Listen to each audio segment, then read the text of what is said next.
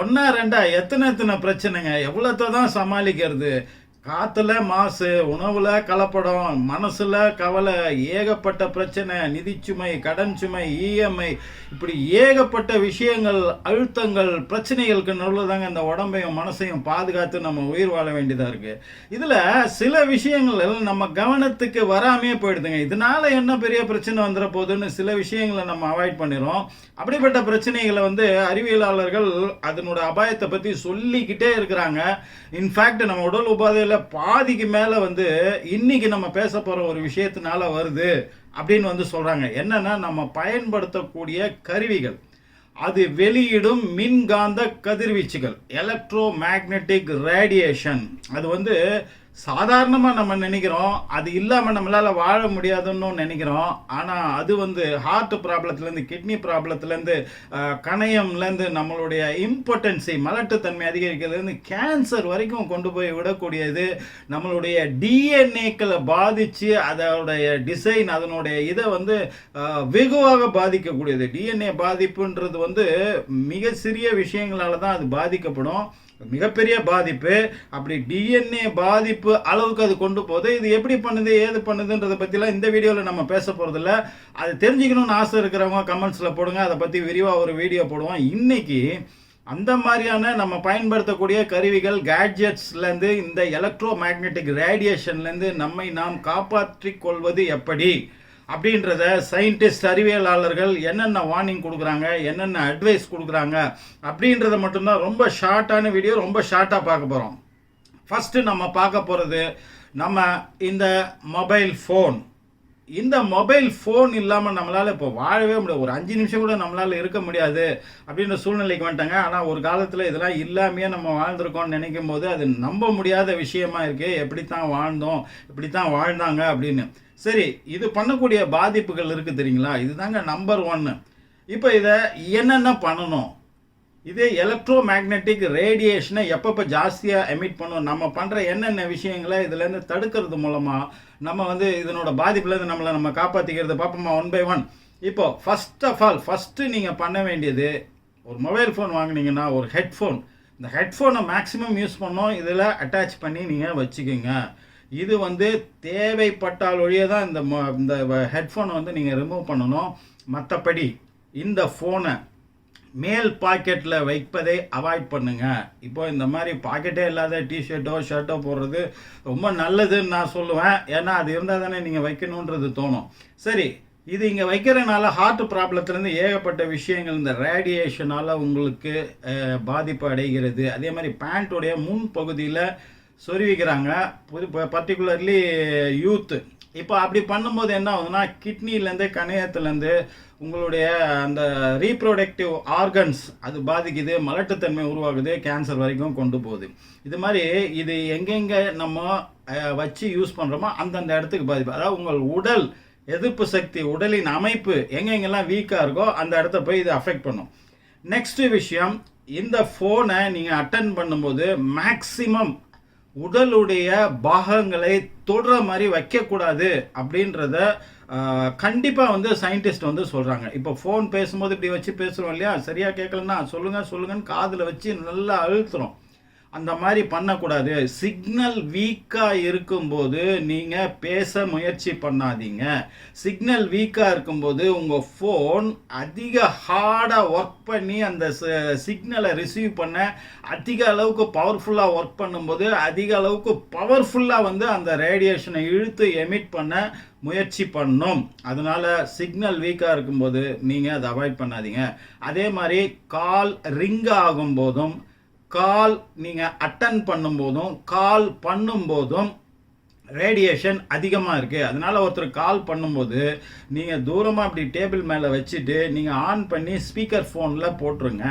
அவங்க எடுத்து ஹலோ அப்படின்னா முடிஞ்ச வரைக்கும் ஸ்பீக்கர் ஃபோன்லேயே பேசுறதுக்கு ட்ரை பண்ணுங்கள். ப்ரைவசியாக பேசணும் அப்படின்னு நீங்கள் ஆசைப்பட்டீங்கன்னா அவங்க ஹலோன்னு சொன்னதுக்கப்புறம் நீங்கள் அவங்க ரிசீவரை கனெக்ஷன் ஆனதுக்கப்புறம் நீங்கள் ஸ்பீக்கர் ஃபோனை கட் பண்ணிவிட்டு உங்களுடைய ஹெட்ஃபோனை பயன்படுத்தி நீங்கள் பேசலாம். ஏன்னு கேட்டிங்கன்னா, ஸ்பீக்கர் ஃபோனில் பேசும்போது அந்த ரிசீவிங் இது, ரேடியேஷன் இது கொஞ்சம் கம்மியாக இருக்கும். நீங்கள் டைரெக்டாக வாய்ஸ் காலில் நீங்கள் வந்து பேசும்போது அது அதிக அளவு ரேடியேஷனை உண்டு பண்ணும். ரெண்டாவது, காது கிட்ட வச்சு பேசாமல் எப்படி சார் பண்ண முடியும்னா, நீங்கள் இந்த பெருவிரலை வந்து இந்த ஃபோனுக்கும் இதுக்கும் நடுவில் வச்சுட்டு இந்த காதுக்கு அருகில் காதில் படாத மாதிரி, இல்லைன்னா அதுக்கு தான் இந்த பெருவிரல் வச்சா எப்படியும் ஃபோனை எடுத்துகிட்டு போய் காதில் வைக்க முடியாது இல்லையா நீங்கள். அதனால் அது தடுக்கிறதுக்கு நீங்கள் அந்த வச்சுட்டு அதுக்கும் இடையில ஒரு சின்ன கேப் ஒன்று உண்டு பண்ணி இதை அவாய்ட் பண்ணணும். வேறு வழி இல்லை. உங்கள்கிட்ட ஹெட்ஃபோன் இல்லை, நீங்கள் ப்ரைவசியாக பேசி ஆகணும்னா அந்த ஒரு பெருவிரலை உங்கள் முகத்துக்கும் இந்த தாடைக்கும் இந்த கண்ணம் இருக்கு இல்லையா, இதுக்கும் அந்த ஃபோனுக்கும் நடுவில் அதை வச்சுக்கிட்டிங்கன்னா காதில் ரொம்ப நெருக்கத்தில் அது படாது. அதுக்கடுத்து இந்த ஹெட்ஃபோனை வந்து அளவுக்கு அதிகமாக யூஸ் பண்ணுறதும் தவறு. இப்போ நைட்டில் என்ன பண்ணுறாங்கன்னா காதில் போட்டுட்டு பாட்டு கேட்குறாங்க, அப்படியே ஓட விட்டுட்டே தூங்குறாங்க. அந்த மாதிரி பண்ணக்கூடாது. காதுக்கு வெளியில் உள்ள ட்ரம்முக்கு உள்ள ஒரு ஏரியா இருக்குது, அது வந்து உடலின் மிக முக்கியமான பாகங்களெல்லாம் கனெக்ட் பண்ணுது. அது நாளடைவில் இப்படி தொடர்ச்சியாக அந்த ஹெட்ஃபோன் போட்டு கேட்கும்போது அது பாதிக்குதுன்றாங்க. அதனால இன்டர்னல் ஆர்கன்ஸ் எல்லாம் பாதிக்கும். அதனால உங்களுக்கு தூக்கம் வருதுன்னா எல்லாத்தையும் கழட்டி போட்டுட்டு ஃபோனை வந்து தள்ளி தூரமாக வச்சுட்டு தலகாணிக்கு பக்கத்தில் வச்சுட்டு தூங்குறதுன்றது மிக மிக பெரிய ஆபத்தை இருக்குது. ஏன்னா ராத்திரி ஃபுல்லாக அந்த ரேடியேஷன் உங்களுடைய மூளைக்குள்ளேயும் மண்டைக்குள்ளேயும் ரிசீவ் பண்ணிக்கிட்டே இருக்கும். அதனால் ஃபோனை தலைமாட்டுக்கு பக்கத்தில் வச்சுட்டு தூங்கவே தூங்காதீங்க. அதை தூரமாக கைக்கு எட்டாத இடத்துல வந்து வச்சுட்டு நீங்கள் தூங்குங்க. ஃபோன் பெல் அடிக்கும்போது எடுத்து நீங்கள் பேசிக்கலாம். நைட்டில் ஸ்பீக்கர் ஃபோனில் அதிகமாக பேசுங்க. அதே மாதிரி குழந்தைகள் கிட்ட இந்த கேட்ஜெட் கொடுத்து விளையாட சொல்லும்போது மிக மிக மிக கவனமாக இருக்கணும். அதாவது உங்களுடைய இந்த ஒய்ஃபை நெட்வொர்க்கை வந்து கட் பண்ணிவிட்டு கொடுங்க. எப்போவுமே ஃபோனுன்றது நீங்கள் யூஸ் பண்ணும்போது முடிஞ்ச வரைக்கும் டெக்ஸ்ட் மெசேஜில் பேசுகிறதுக்கு பாருங்கள். வாய்ஸ் காலில் பேசணுன்னா இப்போ நம்ம சொன்ன மாதிரி ஸ்பீக்கர் ஃபோன்லேயோ ஹெட்ஃபோன்லேயோ போட்டு பேசுங்க. டெக்ஸ்டிங் வந்து இது வந்து ரொம்ப வந்து கம்மி பண்ணும். அது இல்லாத நீங்கள் தேவைப்படும் போது மட்டும் ஒய்ஃபையை ஆன் பண்ணுங்கள். ஒய்ஃபையை எப்போவுமே ஆன் பண்ணி வைத்திருக்க வேண்டிய அவசியம் இல்லாத போது அதை கண்டிப்பாக கட் பண்ணுங்கள். ஒய்ஃபை அப்படின்றது இந்த 5G 4G 2Gன்னு சொல்கிறாங்க இல்லையா, இதுதான் அளவுக்கு அதிகமான எலக்ட்ரோ-மேக்னெட்டிக் ரேடியேஷன் உங்கள் ஃபோன் மூலமாக இழுத்து உங்கள் உடம்புக்குள்ளே கொடுக்குறது. அது முடிஞ்ச வரைக்கும் தேவையில்லாத சமயங்களில் அதை கட் பண்ணிவிடுங்க. அதுக்கப்புறம் இந்த மொபைல் டேட்டா அப்படின்னு சொல்கிறாங்க இல்லையா, அதையும் சுவிட்ச் ஆஃப் பண்ணுங்கள். ப்ளூடூத் அப்படின்றாங்க, அதையும் சுவிட்ச் ஆஃப் பண்ணுங்கள். அப்புறம் இந்த கேட்ஜெட்ஸ் நிறைய ஆப்ஸ் வந்து பேக்ரவுண்டில் உங்கள் ஃபோனில் ஓடிக்கிட்டே இருக்கும். அதெல்லாம் முடிஞ்ச வரைக்கும் அதெல்லாம் டெலீட் பண்ணி அதெல்லாம் வந்து கட் பண்ணி விட்றதுக்கு பாருங்கள். ஃபோனுன்றது பிளைனாக வந்து இருக்கும். இதில் வந்து அதிக ஸ்டோரேஜ் வந்து பண்ணாதீங்க. ஃபோன் ஒர்க் பண்ணுறதுக்கு கஷ்டப்படும். அப்போ அந்த ரிசீவ் பண்ணக்கூடிய இதை வந்து கஷ்டப்பட்டு அது பண்ணும்போது அதிக அளவு ரேடியேஷனை உண்டு பண்ணும். இப்போ நீங்கள் ஒய்ஃபையை கட் பண்ணிவிட்டு ஒய்ஃபை தேவைப்படும் போது மட்டுமே நீங்கள் வந்து ஒய்ஃபையை ஆன் பண்ணிவிட்டு ஒரு மெயில் அனுப்புகிறதோ ஒரு மெசேஜ் அனுப்புகிறதோ எது பண்ணுறதோ இல்லை ஒரு வீடியோ பார்க்குறீங்களோ எது பண்ணும்போது மட்டுமே நீங்கள் வந்து ஒய்ஃபையை ஆன் பண்ணி வைப்பது நல்லது. அப்புறம் இந்த பாக்கெட்டில் வச்சு தான் ஆகணும், வேறு எங்கே வைக்கிறது அப்படின்னும் போது அவங்க லேடிஸாக இருந்தால் அவங்க ஹேண்ட் பேக்குக்குள்ளே வைக்கிறது நல்லது. ஆண்களாக இருந்தால் அவங்க வந்து அதுக்குன்னு ஒரு பேகு வச்சு அதை வந்து பவுச் மாதிரி வச்சு அதை கையில் வச்சுக்கிறது மேக்ஸிமம் நல்லது. நீங்கள் பாக்கெட்டில் வச்சு தான் ஆகணும்னா அதை வந்து ஒரு ஹார்ட் கவர் போட்டு, அந்த மாதிரி கவர்லாம் விற்கிது, அந்த மாதிரி ஹார்ட் கவர் போட்டு அதை மூடி அதுக்கப்புறம் பாக்கெட்டில் வைக்கும்போது உங்களுடைய உடலுக்கும் அந்த ஃபோனுக்கும் இடையில ஒரு ரூபாய் நோட்டுகளையோ பேப்பரையோ இல்லை வேறு எதையோ வைத்து விட்டு அதுக்கப்புறம் வந்து அந்த ஃபோனை வந்து நம்ம உடம்புக்கும் ஃபோனுக்கும் இடையில 1 இன்ச்சு வந்து கேப் இருக்கணும் அப்படின்னு சொல்கிறாங்க. முடிஞ்ச வரைக்கும் பின் பாக்கெட்டில் வைக்க பாருங்கள். அது பாதிப்பு மிக மிக கம்மியான அளவில் கொடுக்கும். பின் பாக்கெட்டில் வைக்கும்போது பர்ஸை வச்சுட்டு அதுக்கப்புறம் வந்து அந்த ஃபோனை வைக்கும்போது அந்த 1 இன்ச்சு கேப் அப்படின்றது வந்து உடலுக்கும் நமக்கும். இப்போ நீங்கள் ஒரு ஆஃபீஸ் போகிறீங்க, வீட்டுக்கு வரீங்கன்னா உடனே முதல்ல செய்ய வேண்டிய வேலை ஃபோனை எடுத்து தூரமாக வச்சுருங்க, உங்கள் டேபிள் மேலே வச்சுருங்க. ஹெட்ஃபோன் எடுத்து மாட்டிங்க. நீங்கள் ஃபோன் பேசும்போது ஹெட்ஃபோனில் பேசுங்க, அதை தொடாதீங்க. அதிகபட்ச இது 1 மீட்டர் டிஸ்டன்ஸில் இந்த ஃபோன் இருப்பது வந்து மிக மிக நல்லது. சரி, இப்போ இந்த ஃபோன் அப்படின்றது உங்கள் குழந்தைகளுக்கு நீங்கள் கொடுக்கும்போது கண்டிப்பாக வந்து மொபைல் டேட்டா ப்ளூடூத்து ஒய்ஃபை இதெல்லாம் ஆஃப் பண்ணிவிட்டு ஏதோ ஒரு கேம்ஸ் விளையாடுறாங்க இது பார்க்குறாங்க இல்லை படிக்கிறாங்க அவங்களுக்கு ஒய்ஃபை தேவைன்னும் போது மட்டுமே நீங்கள் வந்து இதை வந்து பயன்படுத்தணும். அதுக்கு அடுத்தது வந்து உங்களுடைய லேப்டாப். அதிகமான பேர் வந்து இன்றைக்கி லேப்டாப் பயன்படுத்த ஆரம்பிச்சிருக்காங்க. லேப்டாப்பில் கவனமாக இருக்க வேண்டியது, லேப்டாப்பை மடியில் வச்சுக்கிட்டு நீங்கள் பயன்படுத்தாதீங்க. அது பண்ணுற ஆபத்து இருக்கே மிகப்பெரிய ஆபத்துங்க. சரி, நான் டைரெக்டாக மடியில் வைக்க மாட்டேன், ஒரு தலகாணி வச்சுட்டு அது மேலே வச்சுக்கிறேன்னா, தலகாணி வச்சு மேலே லேப்டாப் வைக்கிறது லேப்டாப்புக்கும் நல்லதில்லை, உங்களுக்கும் நல்லதில்லை. அதனால் அந்த இதை பண்ணாதீங்க. லேப்டாப் யூஸ் பண்ணும்போதோ பிசி யூஸ் பண்ணும்போதோ நீங்கள் ஒய்ஃபை கனெக்ஷன் அப்படின்றத வந்து அந்த ரிமோட், அந்த ஒயர் இல்லாத ஒரு கனெக்ஷன், ஒய்ஃபை கனெக்ஷனை யூஸ் பண்ணாமல் ஒயர்டு கனெக்ஷன், அந்த இன்டர்நெட்டே ஒரு ஈத்தர் கேபிள் நெட் வழியாக எடுத்து உங்களுடைய லேப்டாப்பில் கனெக்ட் பண்ணி பண்ணுறது வந்து இந்த ரேடியேஷனை ரொம்ப ரொம்ப கம்மி பண்ணும். அதே மாதிரி ஃபோனில் சொன்ன மாதிரியே தான், நீங்கள் ஒய்ஃபை தேவைப்படும் போது மட்டும் ஆன் பண்ணிக்கலாம், இல்லாத சமயத்தில் அதை வந்து கட் பண்ணுங்க. அதுக்கு அடுத்தது வந்து இந்த கார்ட்லெஸ் ஃபோன் அப்படின்னு சொல்கிறாங்க இல்லையா, ஒரு பேஸ் யூனிட் ஒரு இடத்துல இருக்கும், ஃபோன் நமக்கு வந்ததுனாக்கா அதை எடுத்துக்கிட்டு நம்ம எங்கே வேணால் போயிட்டு பேசலான்றது. அந்த கார்ட்லெஸ் ஃபோன் பயன்படுத்துவதே முதல்ல தவறானது. லேண்ட்லைனை பற்றி சொல்கிறேன் நான்.